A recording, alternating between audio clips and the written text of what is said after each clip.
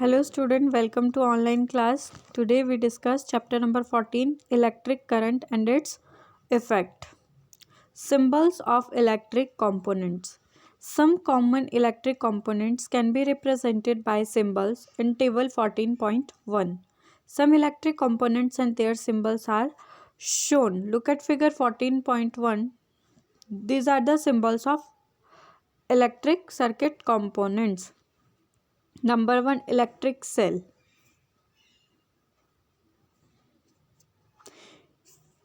You may come across different symbols for this component in different books. However, in this book, we shall be using the symbol shown here. Look at the symbol carefully in the symbol for the electric cell. Notice that there is a longer line and a shorter but thicker parallel line. Do you recall that electric cell has a positive terminal and a negative terminal? In the symbol of electric cell, the longer line represent the positive terminal and the thicker shorter line represent the negative terminal. Electric cell में क्या है, एक longer line है, पहले एक thicker line है. ये जो लॉन्गर लाइन है ये पॉजिटिव टर्मिनल को रिप्रेजेंट करती है और जो थिकर शॉर्टर लाइन है ये नेगेटिव टर्मिनल को रिप्रेजेंट करती है. In table 14.1, a battery and for a switch, the on position and the off position are represented by the symbol as shown. The wires used to connect the various components in a circuit are represented by lines. Wires को किससे represent किया जाता है? एक line से. जो हम circuit diagram बनाते हैं उसमें वायर को हम लाइन से शो करते हैं. अब आता है हमारा switch on end of position में. जब हमारा स्विच ऑन पोजिशन में होता है तो सारी वायर आपस में कनेक्टेड होती है, ठीक है. और जब स्विच ऑफ पोजीशन में होता है तो एक जगह से सर्किट टूटा होता है. In table 14.1, a battery and its symbol are also shown. Do you know what a battery is? Look at the symbol of a battery. Can you make out what a battery could be? For some of the activities, we may need more than one cell, so we connect two or more cells together as shown 14.2. Notice that the positive terminal of one cell is connected to the negative terminal of the next cell. Such a combination of two or more cells is called battery. जैसे cell का symbol होता है, electric cell को symbolize करते हैं, हम वैसे हम बैटरी को भी सिंबलाइज करते हैं. इलेक्ट्रिक सेल में सिर्फ एक स्ट्रेट लाइन है, एक शॉर्टर लॉन्गर लाइन है, एक शॉर्टर थिकर लाइन है. बैटरी में क्या होता है, दो सेल का कनेक्शन होता है, तो इसमें एक शॉर्टर एक लॉन्गर एक शॉर्टर और एक लॉन्गर एंड शॉर्टर, यानी कि चार लाइंस होंगी.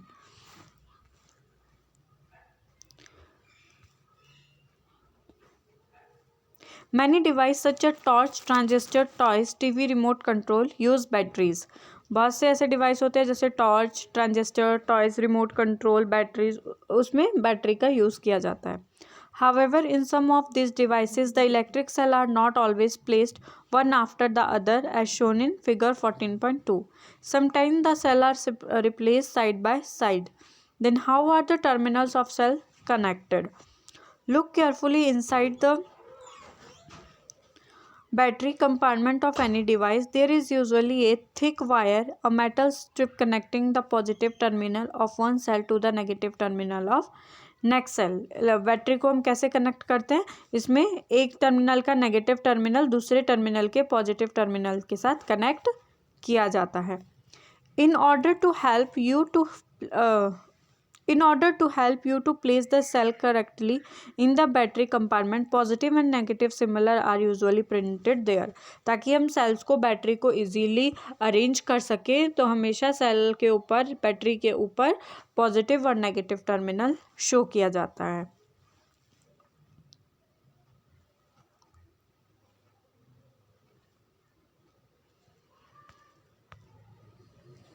नेक्स्ट आता है हमारा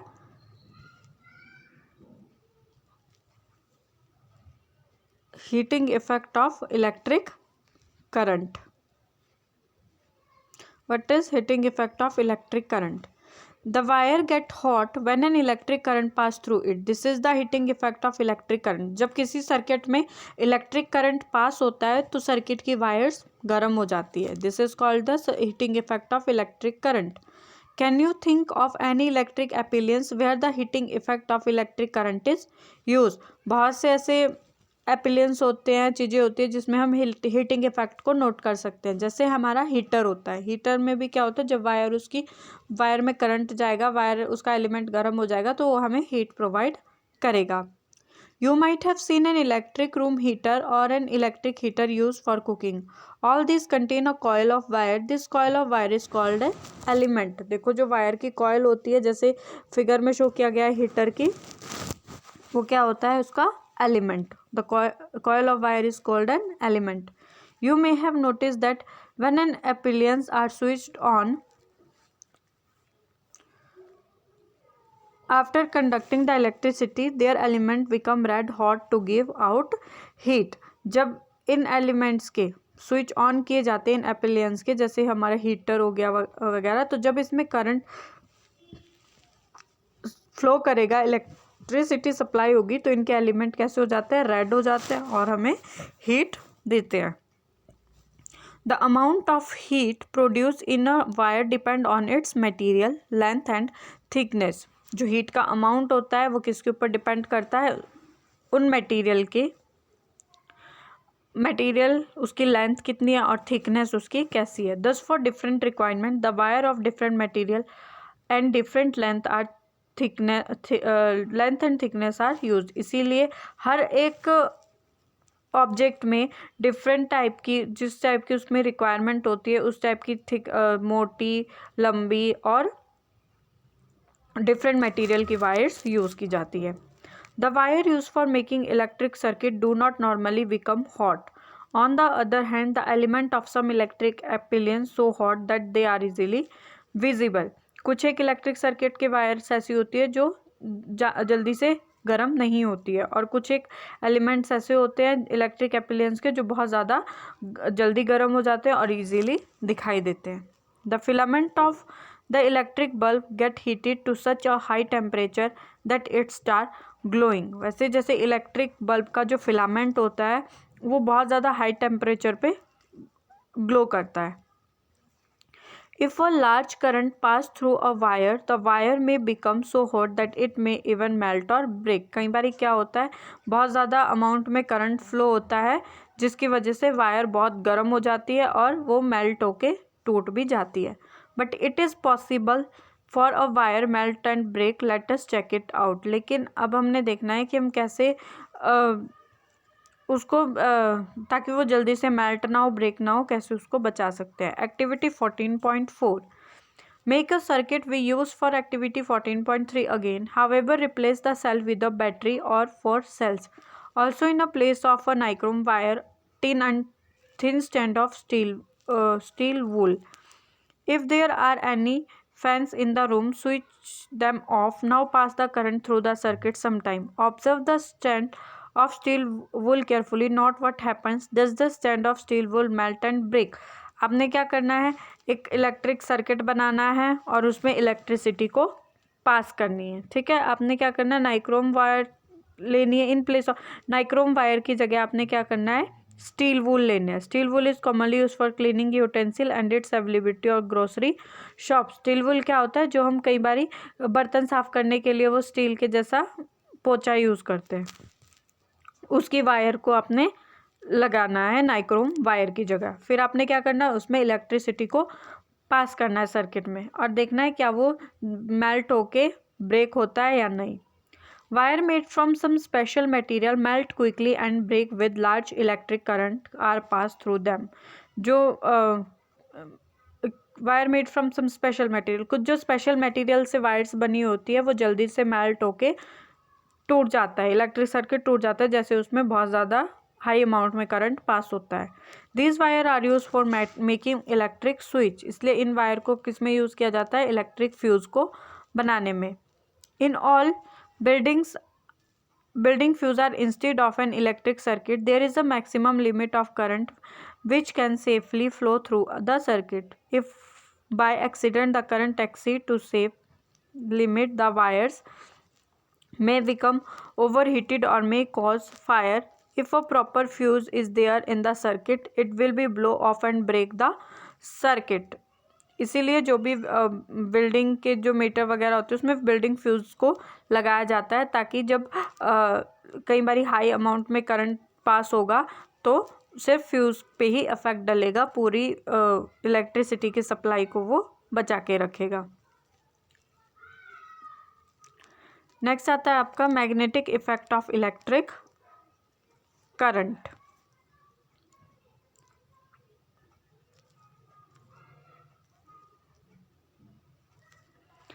Activity 14.5. Take a cardboard tray from instead or discard matchbox. Wrap an electric wire a few times around the cardboard tray. Place the small compass needle inside it. Now connect the free ends of this wire to an electric cell through a switch as shown in figure 14.17. आपने क्या करना है, एक cardboard लेना है और उसके चारों ओर आपने वायर को कनेक्ट कर देना है। Place a small compass needle inside it, और उसके साथ में एक आपने क्या रखना है, कंपस नीडल रख देनी है। Note the direction in which the compass needle pointing, bearing a bar magnet there the compass needle. Observe what happened. Now while watching the compass needle carefully, move the switch to the on position. What do you observe? Does the compass needle deflect? Move the switch back to the off position. Does the compass needle come back to its initial position? उसके बाद आपने क्या करना है, उस जब आप compass needle को उस कॉइल के पास में रखोगे तो आपने स्विच को ऑन, कंपास निडल को देख के उसकी जो निडल है उसकी पोजीशन को देखना है कि वो किस पोजीशन पे है, और उसके बाद आपने स्विच ऑन करके देखना है क्या वो डिफ्लेक्ट करता है। Repeat the experiment a few times. What does the experiment indicate? We know that the needle of compass is a teeny magnet which point in north south direction. हमको पता है जो कंपास निडल होता है उसमें एक छोटा सा मैग्नेट लगा होता है और वो नॉर्थ और साउथ डायरेक्शन की तरफ पॉइंट करता है। When we bring a magnet close to it, the needle get deflect. जब हम उसके पास मैग्नेट लेके जाते हैं तो निडल क्या करती है, डिफ्लेक्ट करती है। We have also seen the compass needle get deflect when the current flow in nearby wire. और जब हम कंपास नीडल के पास करंट फ्लो करेंगे, मैग्नेट के अलावा अगर हम करंट फ्लो करेंगे तो भी वो क्या करेगी, डिफ्लेक्ट करेगी। Can you connect the two observation? When the current flow through a wire does the wire behave like a magnet. इससे हमें क्या पता चलता है कि जब हमने करंट फ्लो किया वायर में तो कंपास निडल में डिफ्लेक्शन हुआ है, यानी कि जो वो वायर है वो क्या कर रही है, एज अ मैग्नेट वर्क कर रही है। This is what a scientist called Hans Christian Ørsted also wondered.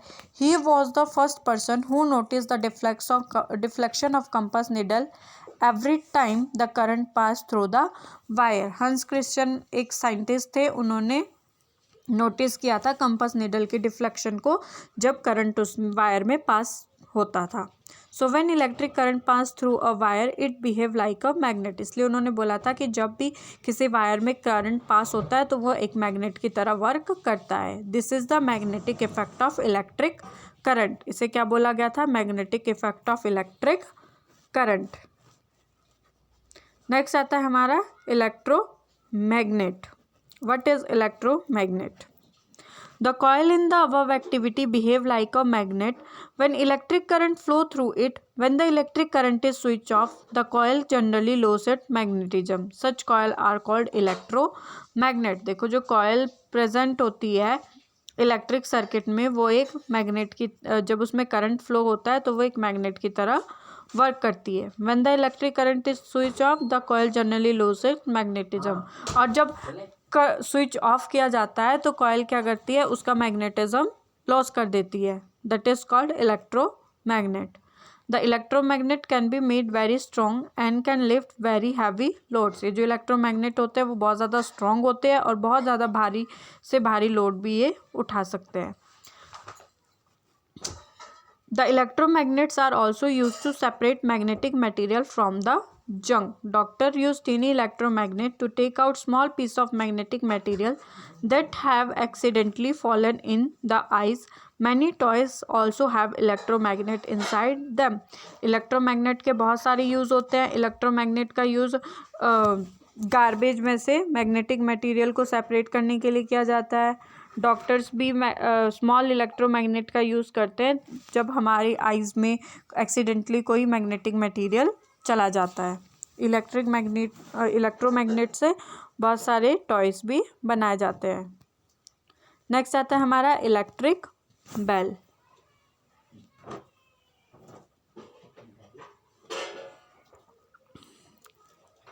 We are quite familiar with an electric bell. It has an electromagnet in it. जो इलेक्ट्रिक बेल होती है उसमें भी electromagnet present होता है। Let us see how it works. Figure 14.20 show the circuit of an electric bell. It consists of a coil of wire wound on an iron piece. The coil acts as electromagnet. Look at figure 14.20. This is the structure of electric bell. इसमें क्या होता है, एक metal disc होती है, coil होती है wires की। ये जो कॉयल होती है ये एज अ इलेक्ट्रोमैग्नेट वर्क करती है। An iron strip with a hammer and one end kept close to the electromagnet. एक हैमर बना होता है इसमें आयरन का, जो कि उसका एक एंड मेटल डिस्क से कनेक्ट होता है और दूसरा कॉयल से। There is a connect screw near the iron strip. When the iron strip is connected with the screw, the current flow through the coil which become electromagnet. Hammer iron strip के पास एक screw बना होता है। When the iron strip is connected with screw, the current flow.